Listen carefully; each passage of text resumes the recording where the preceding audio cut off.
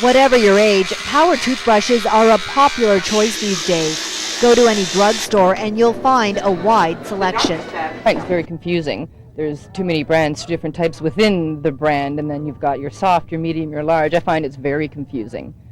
Power toothbrushes were first introduced to consumers in the U.S. in the 1960s. And at that time, and for years after, it was considered a luxury. But today, it's a different story. Some models can cost as little as $6. And now there's a lot of compelling evidence that power toothbrushes can be very effective in removing plaque if used properly. But most people don't, and lower-end electric brushes can do some serious damage.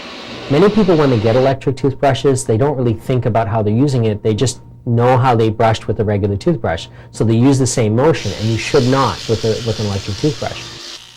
This is not the way to clean your teeth if you have a power brush. You want to press too hard, you can hear it, you'll do damage to your gums right around the gum line. The problem with the cheaper power brushes? The bristles tend to be harder, and that's bad news for your gums.